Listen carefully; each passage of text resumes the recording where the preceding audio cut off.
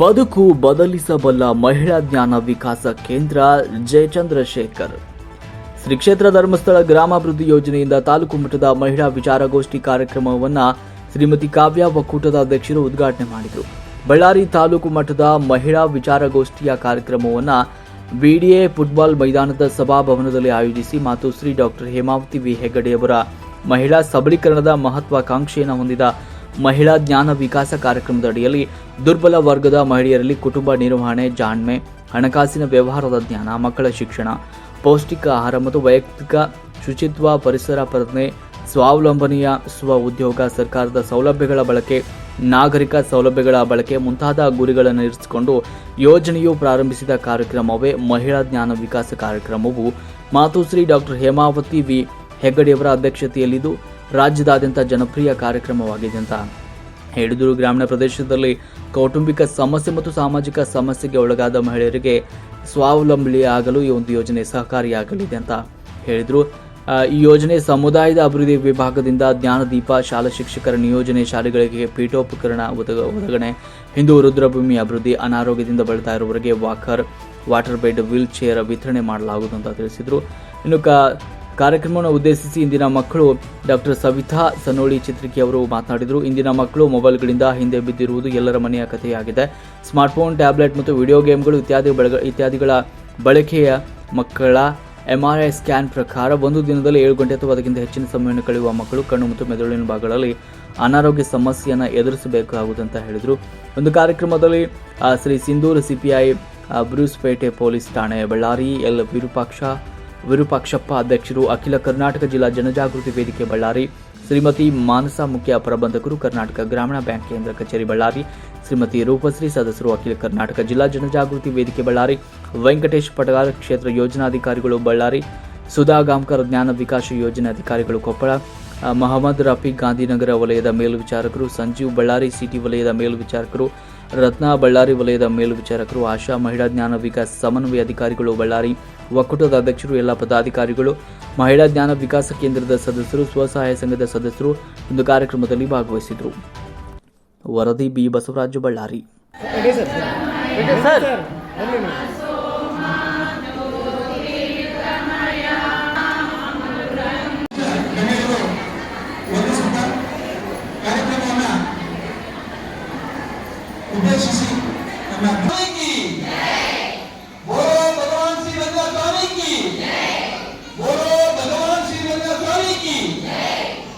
ಯಾಕೆ ಮಾತಾಡ್ತೀನಿ ನನಗೆ ಧರ್ಮಸ್ಥಳದ ಧರ್ಮಾಧಿಕಾರಿ, ಈ ದೇಶ ಈ ನಾಡು ಕಂಡ ಅತ್ಯಂತ ಧಾರ್ಮಿಕ ನೇತಾರ, ಕತ್ತಲೆ ತುಂಬಿದ ಅನೇಕ ಕುಟುಂಬಗಳಿಗೆ ನೆರವು ಮತ್ತು ನೆರವನ್ನ ಒದಗಿಸಿದಂತಹ ಧರ್ಮಾಧಿಕಾರಿಗಳು ಪರಮ ಪೂಜ್ಯ ವೀರೇಂದ್ರ ಹೆಗ್ಗಡೆಯವರ ಮತ್ತು ಅವರ ಧರ್ಮಪತ್ನಿ ಮಾತೃಶ್ರೀಯವರ ಆಶೀರ್ವಾದವನ್ನ ನಮಗೆ ಮತ್ತು ನಿಮಗೆ ರೀತಿಯಲ್ಲಿ ಪ್ರಾರ್ಥನೆ ಮಾಡಿಕೊಳ್ಳುತ್ತಾ ಈ ಸುಂದರ ಸಭಾಂಗಣದಲ್ಲಿ ಒಂದು ಸುಂದರವಾದಂತಹ ಕಾರ್ಯಕ್ರಮ ಇವತ್ತು ನಡೀತಾ ಇದೆ. ನೀವೆಲ್ಲರೂ ಕೂಡ ಶ್ರೀ ಕ್ಷೇತ್ರ ಗ್ರಾಮಾಭಿವೃದ್ಧಿ ಯೋಜನೆ ಬಳ್ಳಾರಿ ಜ್ಞಾನ ವಿಕಾಸ ಮಹಿಳಾ ಕಾರ್ಯಕ್ರಮ ಧರ್ಮಸ್ಥಳ ಅವರ ಸಹಯೋಗದೊಂದಿಗೆ ಪರಮ ಪೂಜ್ಯ ಡಾಕ್ಟರ್ ವೀರೇಂದ್ರ ಹೆಗ್ಗಡೆ ಅವರು ಹಾಗೂ ಮಾತೃಶ್ರೀ ಡಾಕ್ಟರ್ ಹೇಮಾವತಿ ಅವರ ಮಾರ್ಗದರ್ಶನದೊಂದಿಗೆ ತಾಲೂಕು ಮಟ್ಟದ ಮಹಿಳಾ ವಿಚಾರಗೋಷ್ಠಿ ಪ್ರಯುಕ್ತ ತಮ್ಮೆಲ್ಲರಿಗೂ ಹಾರ್ದಿಕ ಶುಭಾಶಯಗಳು.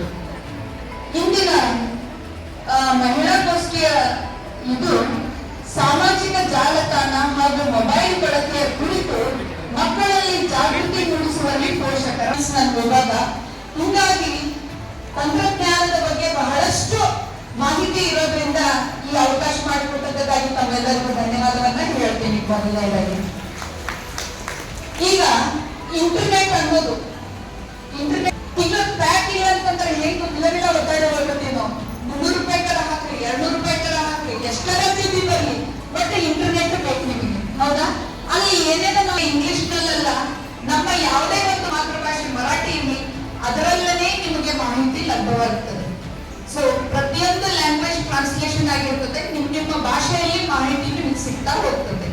ಅಷ್ಟೇ ಅಲ್ಲ, ಅತ್ಯುತ್ತಮವಾದಂತಹ ಸೇವೆಯನ್ನು ಕೊಡಬೇಕು ಅನ್ನುವಂತಹ ಬಲವಾದ ಕಾರಣದಿಂದ ಈ ಮಂಜುನಾಥ ಸ್ವಾಮಿಯ ಕಾರ್ಯಕ್ರಮವನ್ನ ಈ ಬಳ್ಳಾರಿಗೆ ಮಾತ್ರ ಅಲ್ಲ, ರಾಜ್ಯದ ಮೂಲೆ ಮೂಲೆಗೂ ಕೂಡ ನಾವು ವಿಸ್ತರಣೆಯನ್ನು ನಾವು ಮಾಡಿದ್ದೇವೆ. ನಾವು ಗಾಂಧೀಜಿ ಒಂದು ಕನಸನ್ನ ಕಂಡಿದ್ದು, ಯಾವಾಗ ಹಳ್ಳಿಯ ಉದ್ಧಾರ ಆಗುತ್ತಾ, ಯಾವಾಗ ಆ ಗ್ರಾಮದ ಕನಸನ್ನ ಇವತ್ತು ನನಸು ಮಾಡಲಿಕ್ಕೆ ಗಾಂಧೀಜಿಯವರು ಒಂದು ಯೋಚನೆಯನ್ನ ಮಾಡಿದ್ರ, ಅದನ್ನ ನೆರವೇರುವಂತ ನಿಟ್ಟಿನಲ್ಲಿ ಪೂಜ್ಯ ವೀರೇಂದ್ರ ಹೆಗ್ಗಡೆಯವರು ಇಡೀ ರಾಜ್ಯದಲ್ಲಿ ಅತ್ಯಂತ ದೊಡ್ಡದಾದಂತಹ ಒಂದು ಪರಿಶ್ರಮವನ್ನು ಇವತ್ತು ಮಾಡ್ತಾ ಇದ್ದಾರೆ. ಅವರನ್ನ ಈ ಒಂದು ವ್ಯಾಪ್ತಿಗೆ ಪೂಜ್ಯರಿಗೆ ಒಳಪಡಿಸಿದ್ದಾರೆ.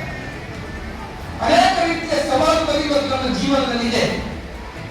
ನಾವು ಬಡವರಿದ್ದೀವಿ, ನಾವು ಕಷ್ಟದಲ್ಲಿದ್ದೀವಿ, ನಾವು ಸಾಕ್ಷರತೆ ಕೊರತೆಗಳಿದೆ, ಮಾರ್ಗದರ್ಶನದ ಕೊರತೆ ಇದೆ, ತಿಳುವಳಿಕೆಯ ಕೊರತೆ ಇದೆ.